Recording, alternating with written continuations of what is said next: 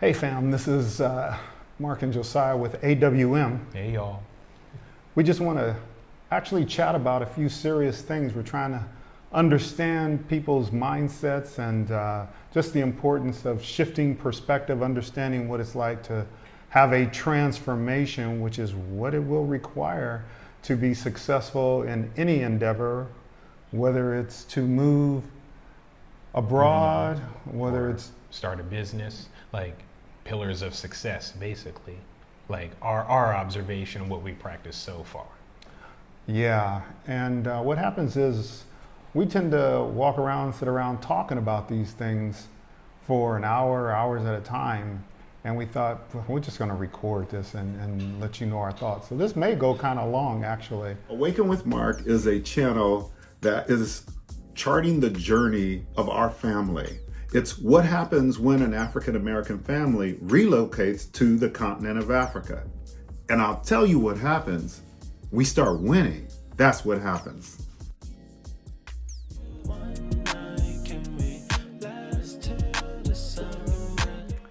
I guess what the deal is, folks, they want something, but I don't think they understand what is required for them to get that something.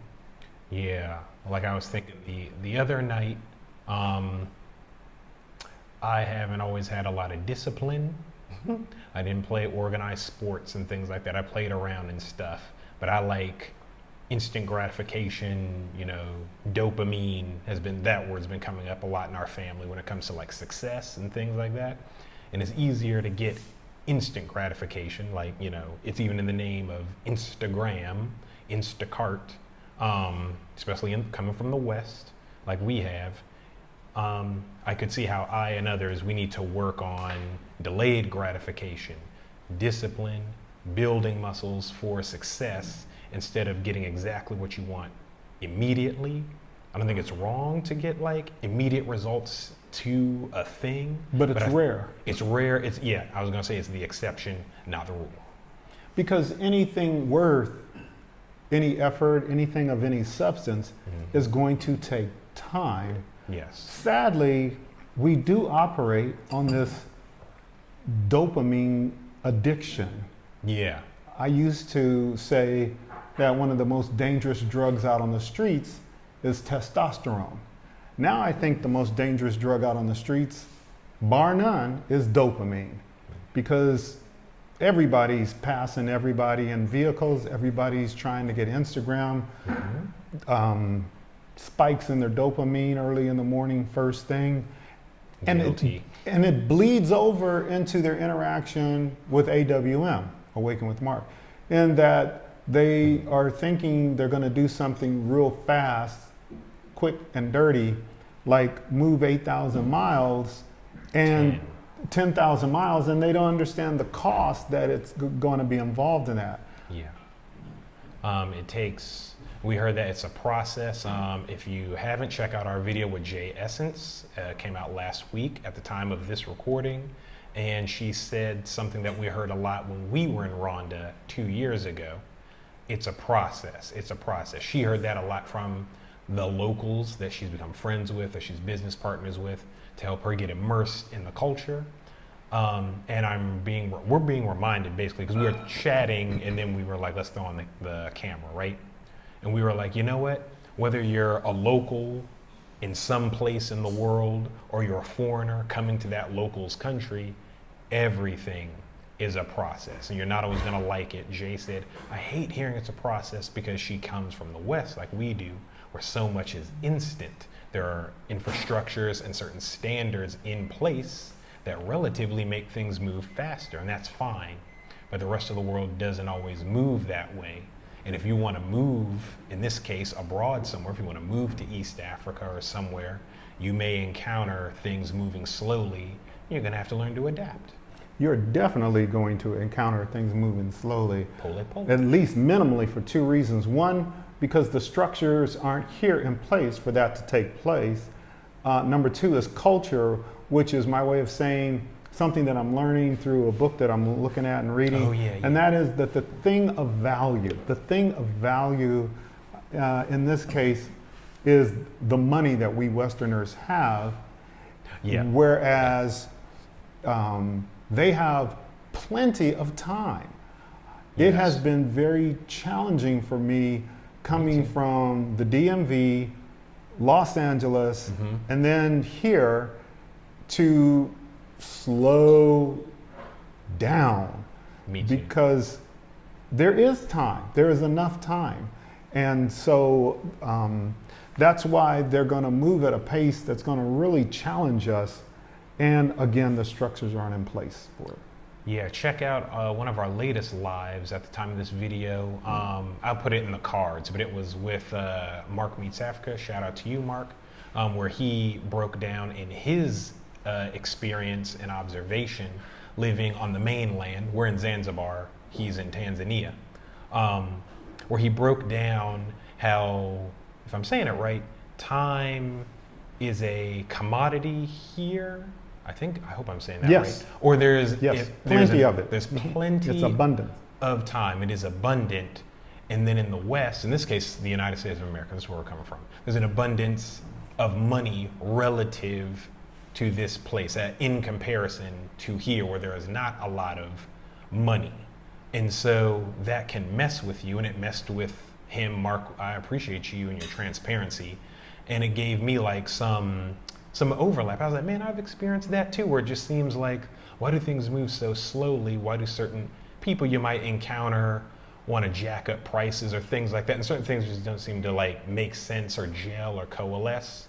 And some of what he was saying of, there's a lot of time here, but maybe not a lot of, he was implying not a lot of financial understanding when dealing with locals and foreigners coming together, Westerners. They understand as locals that they have a lot of time, but they don't always appreciate the systems and standardization that went into you, a Westerner, getting the money you have when you come into their backyard.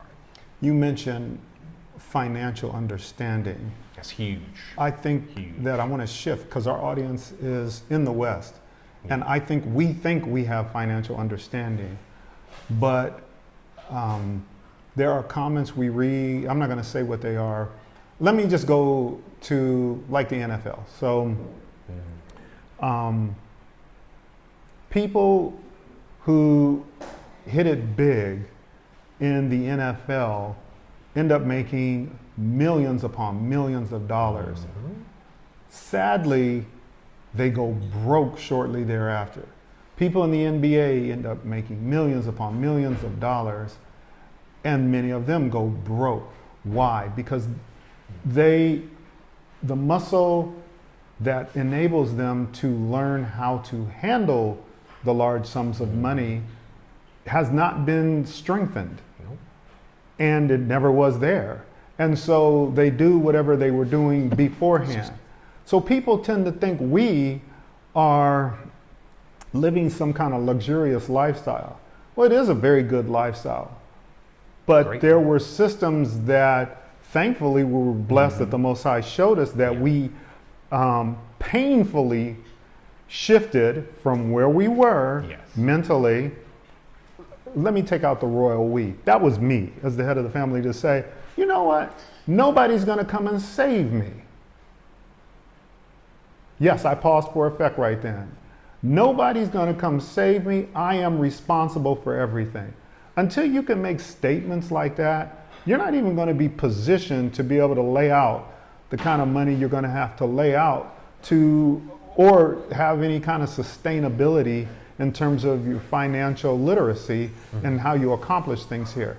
That's why a lot of people who win the lottery go broke, wish they'd never done it, or some, well, I won't say what they do because this is YouTube, so, but it's not good. They unalive themselves. So basically, what we're trying to emphasize is don't treat God like a genie.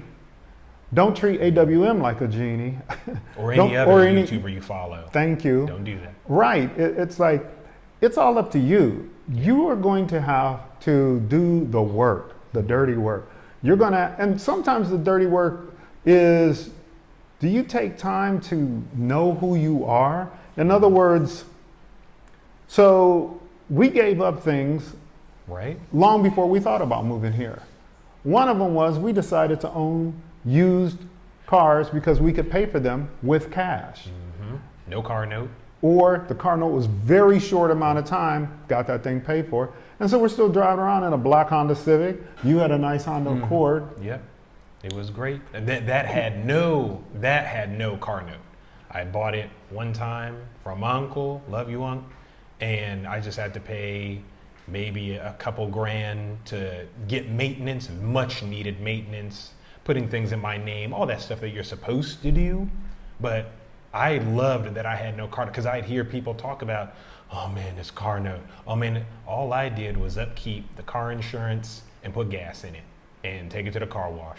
And it was nice for that to be my context. That was my world. And you know what's nice is you didn't despise the days of small beginnings, and you also demonstrated that you could maintain and keep that thing, and you did a good job doing that. Therefore, more could be given to you. It may not even be in the form of a car. But that's another video we'll talk about. People think there's a one-for-one transference. It's like, if you give a large sum of money, you ought to get money back. No, you might get your health back, or you might get a job. Yeah. It's not one for one. It's like the apple seed looks different than the apple tree or forest. But anyway, back to what we were talking about. So the deal is, there were things that we were doing to position ourselves. Like if you go on our cupboard right now, you're going to find some pork and beans. You're going to find some tuna fish. Crackers, peanut butter. Yeah, jelly. You're going to find those things. It's not a very big pantry either, you know. We also, though, does that mean we're not eating out? Yeah, we're enjoying ourselves. I think what the deal is, though, is perhaps we started learning the value of $1. And I hate to say it that way, but I did. So I did. But it's like you do things to have a mental shift to prepare you for what it is you want. Again, that could be a move abroad, but it also could be finishing a novel. It could be doing a movie. I don't know what your project is, but it's like I'm going to give props to a guy named Jeff R. He said the person who hears and the person who does are two different people. Person who hears, person who does, two different people. Meaning the person who hears, oh, you can write this book. Overwhelmed. I don't even know where to start. I don't know how to get published. I don't know that it takes 50,000 words minimally to be considered a novel. Right. I don't even know how to type. You got to learn how to type, outline. There are different kinds of editing. There's editing for characters, narrative. There's editing for grammar, and on and on and on. And it would help you to know those things. So there are steps you got to take. The person who begins to take those steps he's talking about, that's the beginning of you becoming a different person. Right. When we say things like you need to, we have 3 pillars in our success formula, and that is identity, mindset, and processes. Yeah. You spend some time finding out who you are. People are asking us all the time, why did you move here? Why did you move there? I'm going to be blunt with you. It doesn't matter why we moved. You need to know why you want to move. Yeah. Also, it doesn't have to be a end when you move. Yeah, you don't have to be trapped in Africa. You can move around. You can go to Africa, you can go to Mexico, you can go to Great Britain, you can go anywhere that you want. I think we looked it up. Google said like on average, the average American at least maybe moved 11 times. Yes. You know, and at least half of that was against your will because you were a child, not against your will, but you were a child, but you still moved. The average American moves 11 plus times in their lifetime. So there you go. You could move from one country in Africa to another country in Africa. Like 50 plus countries. It just doesn't matter. So this thing, you just need a soft landing. But take the time to figure out who you are and what do you like. Because eventually what we like and the reason why you moved there was based on what we like. it's going to fall away from you. Yeah. And then you're going to be stuck with, oh my goodness, what am I going to do now? You don't want that kind of a situation. It's imperative that you position yourself mentally that this is going to be hard and tough. Now, I'm going to be honest with you. I didn't share this with Josiah, but we tend to have positive, optimistic videos. Here's part of the reason why. Western media does enough of a job of pointing out the negative aspects on the continent for over 400 years that I don't think it's necessary, to be quite honest with you. And for those of you willing to check this out, when the children of Israel were going into the promised land, Daniel and I were talking about this yesterday. Do you realize that they came back, there were 12 spies and 10 said there are giants in the land, man. We are like grasshoppers in their eyes. God didn't tell them that. He didn't warn them on the internet via YouTube. He didn't do a YouTube video and tell them what the challenges were. He really didn't.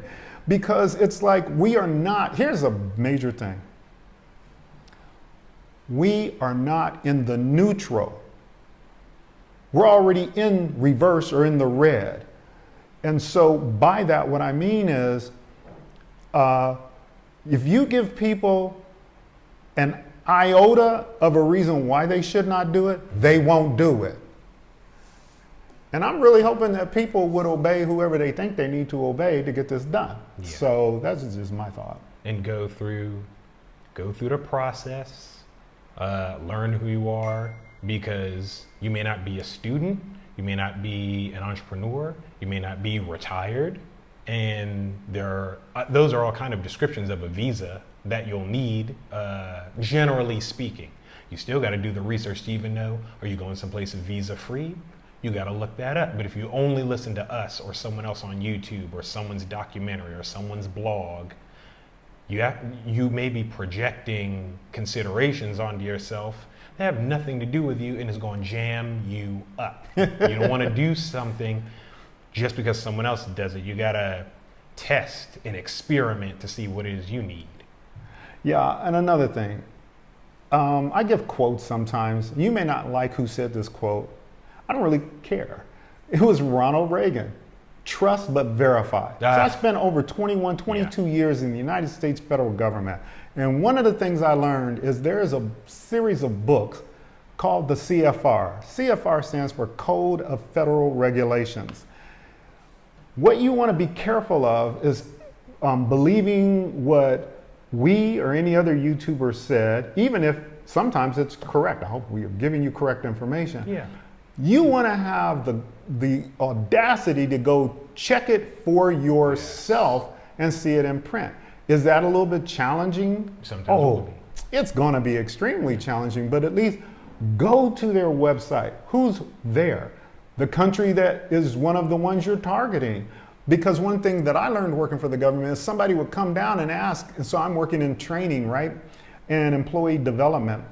As an old employee development specialist, organizational development specialist.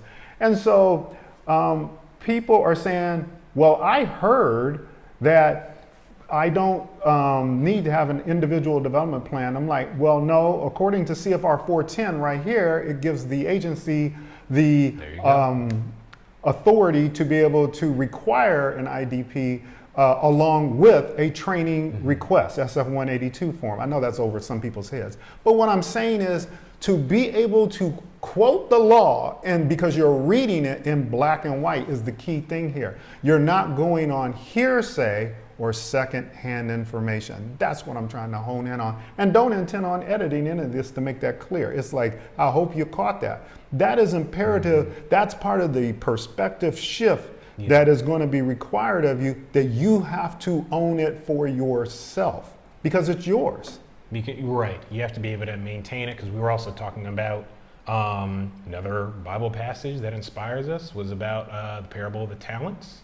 And it occurred to me over the weekend that the master who doled out the money, he was upset with the one who didn't multiply the money because that was his job.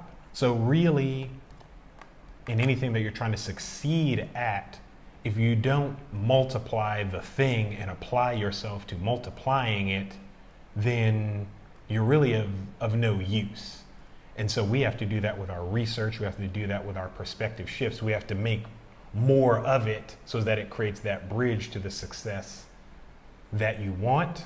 I think it's in the realm of everything that we're talking about, because why'd I bring up that scripture? Because I'm still thinking about the live I did with Mark Meets Africa, where he talked about appreciate the Westerner needing to appreciate time as abundant in an African country in this case, depending on where you're going, and the local African appreciating the money that may be coming from the West with that person. And you have to have their perspective shift in that regard, because it's not oh, I'm sorry. It's the thing of value. Is the thing of value. And so that's why I thought of the parable of the talents. The thing of value was the talent, was the money. I'm not even going to try to tell you how much a talent is. I forgot. I actually looked it up, and it's a very big amount of money, ancient measurement. But coming here, you're going to sometimes encounter, if you make it here, and we want you to, you're going to have to think about these principles, because they flow here as well, because some locals here may not appreciate the processes when it comes to that wealth. But you, as we have, and always we're learning, it's a process, we also have to appreciate the abundance of time here. Dad, did you want to read some? I don't know if that's making sense. We'll go deeper. I just looked up to see where it was. The parable of the talents is in Matthew 25, 14, and 30.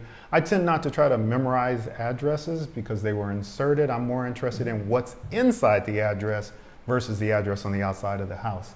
So the deal is, as Josiah was saying, the one person took the talent, and he goes, "Master, I knew you were a hard man, reaping where you did not sow, or gathering where you didn't scatter any seeds. So I was afraid, and I went and hid your talent in the ground." Since we are humans, we're made from the ground. He literally hid it in his heart. It didn't go anywhere, Right. if you can handle that metaphor. And he hid it within himself. And how many of us have dreams or endeavors that we hide within ourselves, and we don't Dim our light, we dim our own light. Thank you, Josiah. Yeah. And I guess that's what it was. It came to me because, using this parable, because it's the principle. That young servant didn't understand the principle of you need to multiply this thing just like his co-workers did. They all went, and it's in the scripture, they multiplied it 60-fold, 40, whatever the case. He multiplied it 0. He didn't understand the principle. It wasn't going to do anything magical, I think, is where that came from. Because as a foreigner, you may come to Africa and you'll have rose-colored glasses on sometimes. I know I still fight through it, where you're going to put the locals on a pedestal, you're going to put the continent on a pedestal, you're going to put the culture on a pedestal, and you're going to think it's going to magically have an effect on you. It's going to have an effect. Sometimes effects that you don't want it to. For example, things moving slowly, not moving as fast as you wanted them to, certain standards not being in place because it's a different culture, and you're going to struggle with that. If you don't apply that things are a process, if you don't apply principles of success like the guy in the scripture should have, you're only going to multiply this money by doing something with it. He literally only got in trouble because he didn't do the thing that it does. Money multiplies, or currency, it goes somewhere. It's a verb. It takes some type of action to make more money. You can't just let it sit in the bank account. You can't just put it in the ground or leave it in your pocket and nothing happens. And I think the financial example applies to also the cultural things, whether you're talking about money, whether you're talking about moving abroad, starting a business. In order to succeed at a thing, you have to do what the thing requires. And some of that will be research. Some of that will be sitting down. Because some people think, I just need to know the price of something in order to move, like the Bradleys or whoever you follow. Some people think, I just need to know what the constitution of that place or whatever. It's not just those things.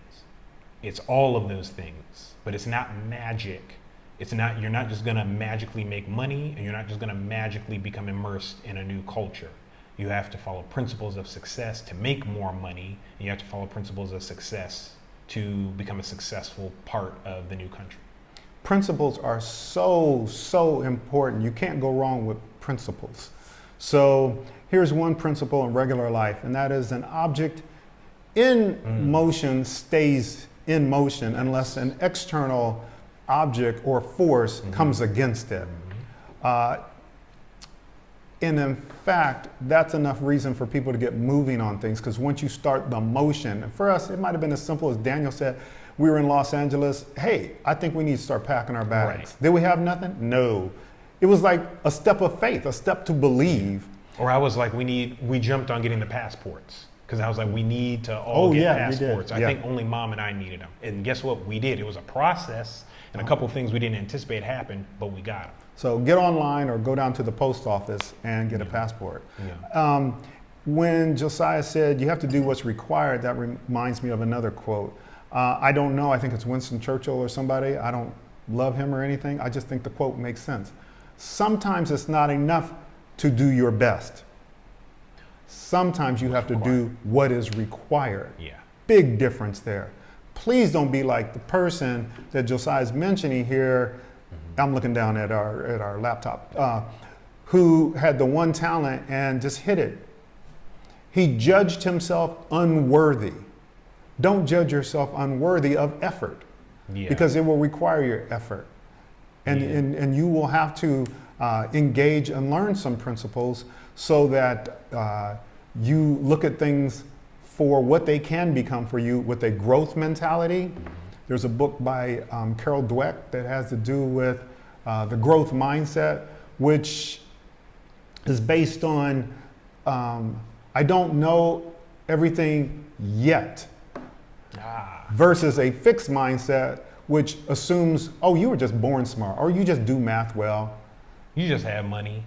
No, the growth mindset says I can grow and I can learn, I can increase, and so they're looking at opportunities that are challenging to increase growth, because growth only comes through discomfort.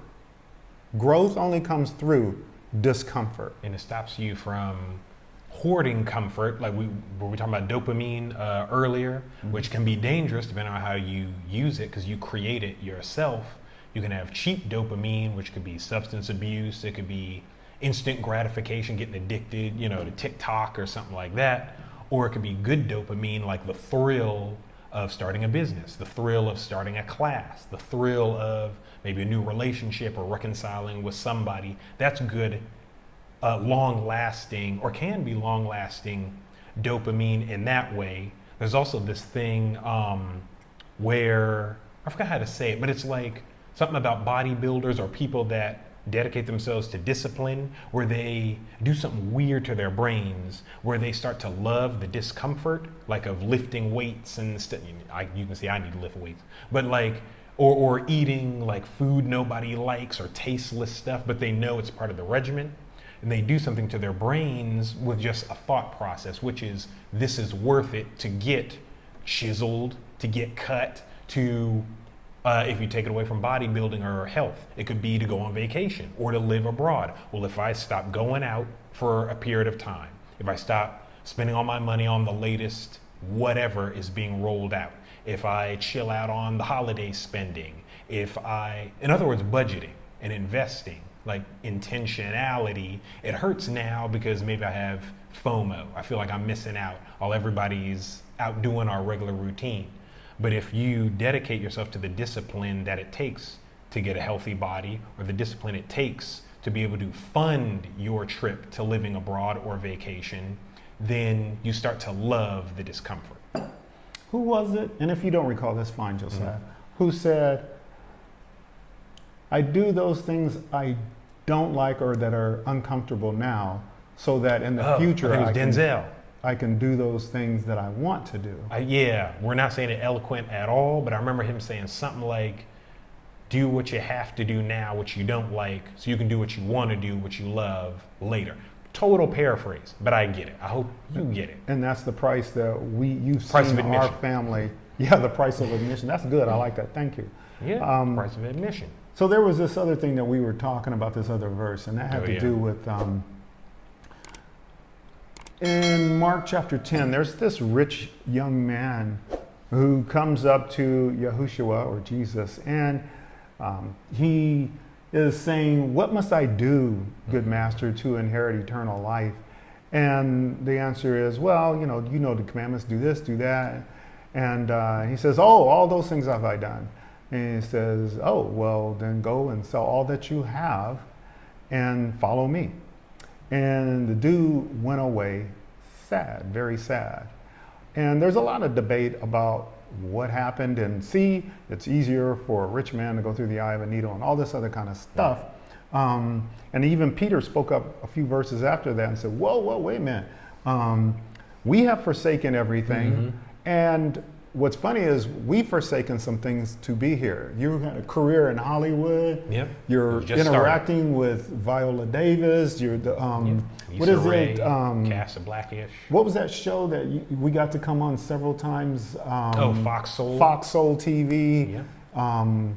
When the basketball player from the Detroit Pistons was there and took the picture with us, that was fun. But anyway, you gave up a lot. People don't realize that you got to give up some things. But anyway, I digress. The point is that when this is viewed, these verses, people don't keep looking. And I'm grateful for a guy named Richard J. And many decades ago, he got a revelation. So I can't prove this to you. All I can say to you is when people ask, okay, so that dude, he went away because he didn't want to give up everything, and they figure that's just the end of him. But Richard J. said, no, God gave him a revelation. And he looked in actually Mark chapter 14. And this is when Yahushua is in the garden and they are, the soldiers come to get him. And everybody flees. And there's this one dude who leaves and they try to lay hold on him and they're left holding the loincloth because this dude ran away naked. And with no clothes. And what Richard saw was that was the rich man. That was the young man. Who did do it. He did it. Thank you. Take it, Josiah. Yes. Eventually, what Jesus told him to do for himself, which he couldn't do at first. We don't know how much time went by. But the revelation or food or something to think about might be, that guy who tried to grab it, for all we know, he was even trying to save Jesus. Or something like that in the drama in my head. But he couldn't. Jesus had his own destiny. The man went away naked, and it symbolized, he sold all that he had, and all that time he had been following Jesus. Because Jesus, was surrounded by multitudes, 4,000 and 5,000 people going all up and down the country and everything like that, doing his ministry. And apparently, maybe that guy had been there the whole time, having done what Jesus said to do to get the transformation that he needed. We're asking you to consider to count the cost. For yourself. Yeah, for yourself to get the transformation, the shift in perspective that you need. Yeah. And also be gracious to yourself. Because this young dude that Josiah was talking about, don't judge yourself. When he first asked, this is what happened to him. Jesus said to him, if you will be perfect, go and sell all that you have and give to the poor, and you shall have treasure in heaven, and come and follow me. He might be saying to you, go and do this, do that, and it's painful for you because you got antiques from generations, you got a nice car, you got a fantastic house in Prince George's County, Maryland, or Atlanta, the Black Mecca, and he's saying, come and follow me if you really think I'm telling you to do that. Right. And the dude goes away sad, sorrowful, because he had great possessions. And clearly he was conflicted. Yes, he was conflicted. It was inner conflict. But that's part of it. Yeah. Don't hate yourself because you realize, oh shoot, I think I'm getting what they're saying. This is gonna cost me. Right. Oh my gosh. Right. And you might be sorrowful for a little bit, but I'm telling you, if you can see it, it's possible that that young man really did it. Yeah. And he was walking around, sold everything he had nothing left, and he was there to the end, if you can see it. Can I prove it absolutely factual? No, I can't. It'll take faith to see that. Yeah. But you need to ask yourself, why was a dude there in the garden who had nothing. Yeah. So think about that. And I'm just trying to use it, or we're trying to use it to encourage you to say that you can do this thing. It's going to be expensive. Did I say this? And that is, in terms of challenges, I said Western media does enough. And also people are regurgitating, repeating an echo chamber of all the negativity about the continent of Africa. We need to stop that, because that we need to look at things at abundance. If that's whatever you focus on enlarges, okay? Yeah. So if you focus on something, whatever it is, it's going to get bigger in front of you, meaning it's going to get closer to you, and pretty soon it'll overtake you, or as they say, sin lieth at the door, okay? Mm-hmm. But the deal is, when you demonstrate that you've gone beyond the free videos that we have, the free pillars that we share, the free self-assessment, all the, over 300, 400 hours of videos and freebies and stuff like that, and you show something that you are committed, then we'll begin to tell you in private sessions absolutely some of the intricate details of some of the troubles and challenges that we face. But you know what? You were talking to me about this earlier, pearls before swine. We're not going to toss those out there like that. No. Some aren't ready. You've got to separate yourself. One of the other things you mentioned when you were standing up talking to me was about Gideon. You have to understand, in the kingdom, there is always an election going on, meaning a voting process. And let's just look at Gideon. So you've got all these thousands or whatever it is of people, and he's going to go to battle, right? And he first tells people, look, if you're scared, you can go on back home. We ain't going to judge you. It's okay. So a lot of people left, went back home, said, I'm out of here. See ya. And then you have those individuals who said, we're thirsty. And he said, okay, all right. And so the father tells him, daddy tells him, looky here. Here's what I want you to do. The people who bow down into the river like a dog and lap it up, you tell them to go home. The people who bring the water to their mouth with their hands, in other words, they're keeping an eye focused on where they're going and the potential for danger or anything like that. They haven't forgotten the mission. Those are the ones who will be coming with us. And it narrowed it down to 300. 300 is the number of deliverance if you ever check out biblical numerology. But anyway, the point is there is always an election going on. You're always voting. How? You are self-selecting yourself, either in the in crowd or out of the in crowd. Just like those people in Gideon's army who wanted to lap the water up like a dog. They voted themselves out. They selected themselves out. All right, I'm saying nothing bad. It's just, I want you to know that the things you do to prepare and your focus, it votes you in or it votes you out.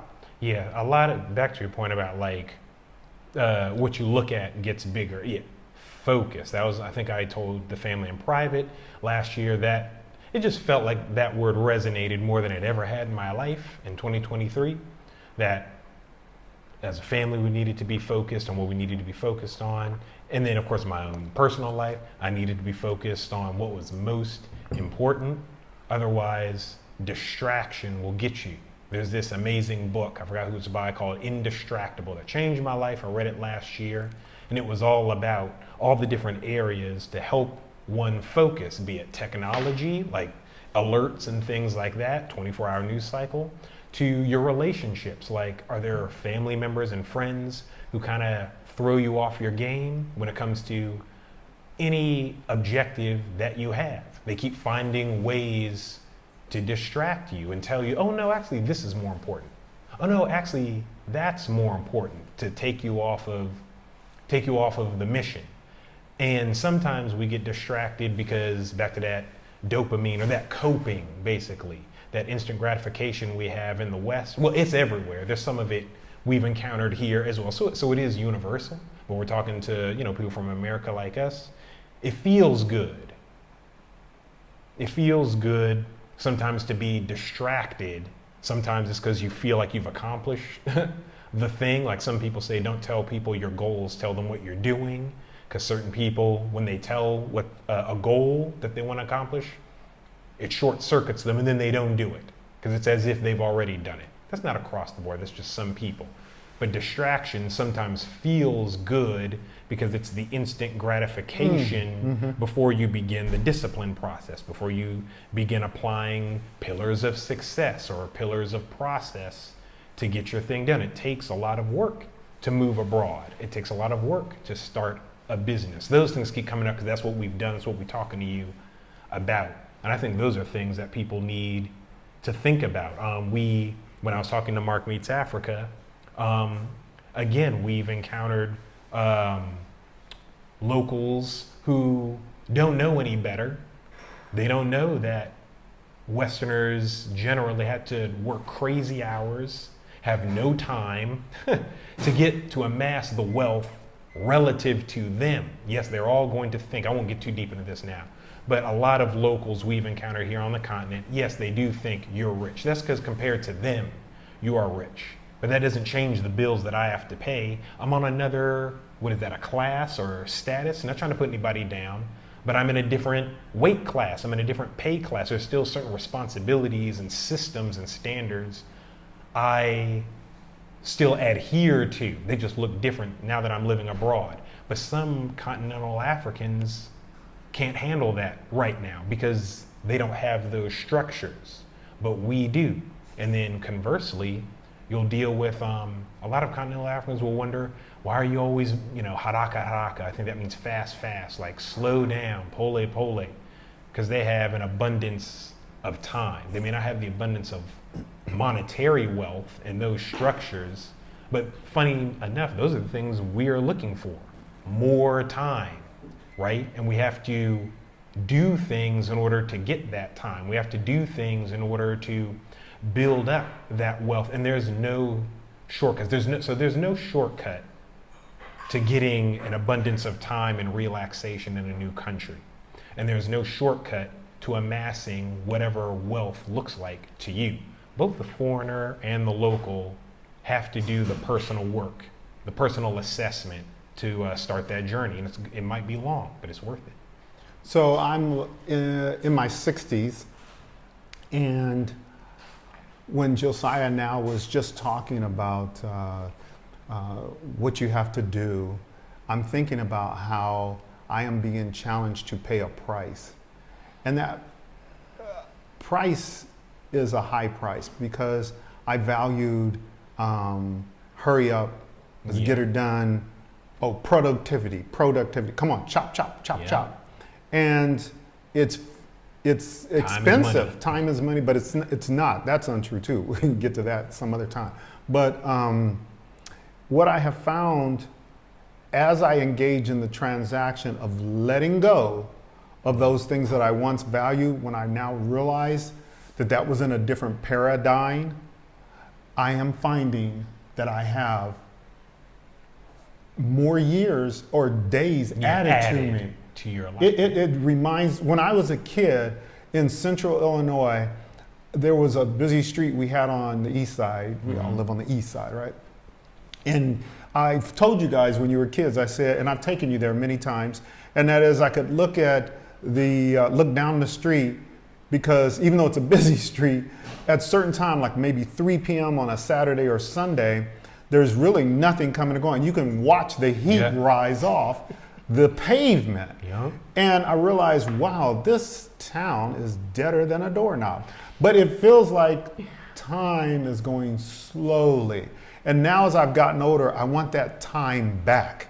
And I'm beginning to see, wow, I'm holding on to things that are too expensive in terms of time and energy? My life, yes. Your life?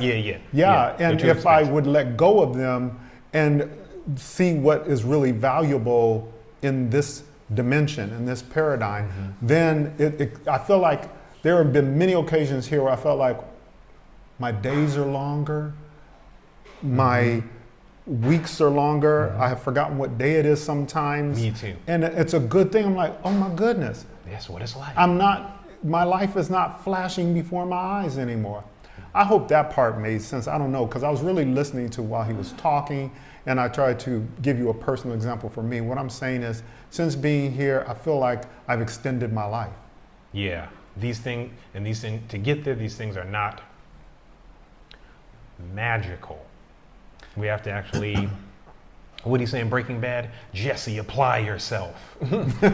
Walter White would say, you have to apply yourself. These things are not instantaneous, and it's okay. We're just gonna have to say this again. We've already really been saying it, but we were just in deep conversation off camera, and then we got inspired to make this video. So it's gonna come up again in different ways, and that's fine, because those of you who, you cooking up something, you want to start something, you want to move abroad, whatever it is, you're gonna want to probably just be reminded of this. So it's fine, but you have to apply yourself, and that can show in even the questions that you email us or that you leave on YouTube comments, and not even just ours. You may be following other people like we were as well, and you may be trying to accumulate a lot of information, but you've got to apply yourself to the transformation, to the shift in perspective, so that your perspective is on the abundance, so that it's not on the lottery or you were born rich or whatever the case may be, so as that you can see what are the levers that I need to pull, what are the cups that I need to fill or empty, so as that you have all of the equipment that you need to begin the journey of success. Again, we live abroad, so we talk about that a lot, but we're also just trying to be open to, you may be trying to do anything in your life. It's not magical, and it's gonna take some application, but it's not impossible. Like some of you may not have, so you might, oh, well, we're not like the Bradleys. I don't have Mark Bradley. I don't have Josiah. I don't have, yeah, you do. We on video right now. But there were people I was following younger than me, married, children, better entrepreneurs than me. And when we were doing our research 2 years ago, I sometimes just caught myself, I felt some type of way. Because I was like, oh, so they get to move before I do. Here I am sitting in America wanting to do something different. They've already done it. They've already moved, and I'd feel jealous. And it was easy. It was instantly gratifying for me to be jealous and be like, oh, so they had more money. They had a partner who was blah, blah, blah, blah, blah. And then I realized that didn't help. But I did have access to them, comments, email, products. Dad listed the things that we really do. We are really creative, and we hope these free and premium things help you. Select what you need, whatever works for you. You may not come from our family or anything. I'm not saying you put us on a pedestal, but if you get any value out of what we offer, stay subscribed, keep emailing us, keep letting us know what's going on, and we'll see how we can help you. So is that you don't feel alone. Otherwise, you'll deselect yourself because, oh, I'm not traveling with my family. Oh, I'm not doing such and such with my spouse or whatever. That may be your situation, but own your situation, but also own in your situation the resources you have, including but not limited to videos like this. Well put. Well put. Yeah. Are we drawing to a close? Yeah, because again, we'll make more like this, okay. But we hope All that right. this helped y'all. Then on the heels of what he said, as we draw to a close, so if you're looking for excuses and you look at them, you will find excuses. You always find whatever you're looking for. Yeah. All right, that's one thing. Second thing is, we know young people who have moved to the continent. We know people over 70 years old, 80 years old who have moved to the continent. Mm-hmm. We know people who are single mothers who have moved to the Yep. continent, all successfully. We know people who have families who moved to the continent, bigger than ours. We know people who are single, period, and moved to the continent. We know people who are not retired like me and still moved to the continent. We know people who started business. We know a lot of locals that we've connected with, and they have said they are created businesses to try to help you all. We're not going to just throw their names out there, though. You have to prove your commitment. And sometimes that is with some money. Yep, sirree, Bob. So we do, what I'm trying to say here is that if you want to have an excuse, you got one. But if you don't want an excuse, I've just given you a list of people to try to go on the heels of what Josiah said that really say, wow, everything's covered, all these different people groups. So It's possible. yeah, it's just possible. Whatever you're thinking in your heart, that's what it is. One of the reasons that, let's see. One of the reasons that we offer freebies and we offer things for a fee. They're not free, they are for a fee. It demonstrates your commitment to invest in yourself. And also, we don't want to disobey. This was a shock to me when I saw it. It's in Proverbs chapter 11. So you saw me turn to my laptop. I was pulling it up. And it's verse 26. I tend to read King James Version. Don't hold it against me. He that withholdeth corn, the people shall curse him. But blessing shall be upon the head of him that selleth it. Let me read that again. He that withholdeth corn, the people shall curse him, but blessing shall be upon the head of him that selleth it. It doesn't say blessing will be upon the head of him that giveth it away, selleth it. I think one of the bigger hindrances for our people is we're looking for God to be a genie. We're looking for Elon Musk to give us a boatload of money. We're looking for everybody to give us something free, give. Whereas the mere fact that they're offering it to sell it, that says that that person is striving to be blessed. I just read it for you here. And also you become blessed because you are showing your investment and you are putting it in yourself. So take what you will for that. If you disagree, you're free to your opinion. They're like noses. Everybody's got one, okay? What you will find is maybe less responses from us over time.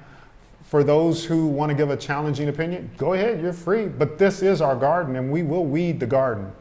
Last thing I want to say as I switch subjects here is I want to quote a friend of mine I work with for over 10 something years in the federal government. And that's Mike J. And we would be walking down in DC and you got to stop everything because Trump or whoever was going through town and whatever. And we're talking and getting sandwiches for lunch. And he said, you know what, Mark? Everybody is working on something. You're either working on someone else's dream or you're working on your own dream. So my question to you is, which are you working on? That's it. So you can find out and go to our website and learn more information about that. Also, to help others, if you're thinking about this particular type of journey for your family, we offer a free assessment, something just to get your juices flowing, to get you thinking about what kind of things you need to do to prepare for this kind of a move. For example, in the assessment, you'll spend some time figuring out what is your why? What kinds of things are you interested in?